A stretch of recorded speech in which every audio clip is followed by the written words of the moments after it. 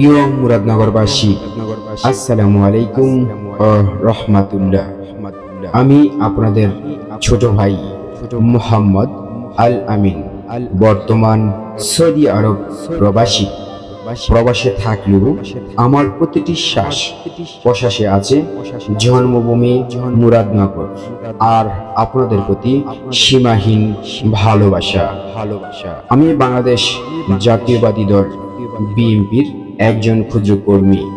শহীদ president Ziaur রহমানের দেশপ্রেমের আদর্শ, দেশনেত্রী বেগম খালেদা জিয়া আদর্শ, সাহস আর তারুণ্যের অহংকার, আগামী দিনের রাষ্ট্রনায়ক তারেক রহমান ভাইয়ের স্বপ্ন আমার হৃদয়ে বেঁচে আছে।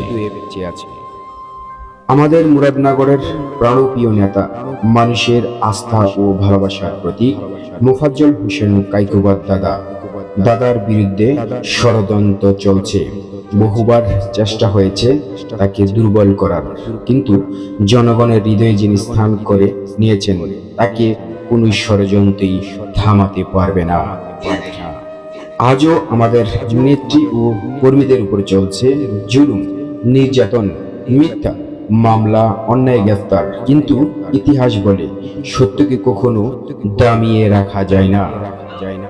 আমাদের স্বপ্ন একটি গণতান্ত্রিক বাংলাদেশ, একটি সুখী সমৃদ্ধ মুরাদনগর। আপনাদের ভালোবাসা আর দোয়া আমার শক্তি।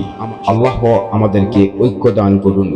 আসুন সবাই ঐক্যবদ্ধ হই, দেশ নেত্রী বেগম খালেদা জিয়ার মুক্তির আন্দোলন শক্ত কণ্ঠস্বরী হই, আর আগামী দিনের প্রেসিডেন্ট তারেক রহমান ভাইয়ের নেতৃত্বে এগিয়ে যাই। ভয়েস রেকর্ডিং সৌদি আরব প্রবাসী মুহাম্মদ আল আমিন ভাই।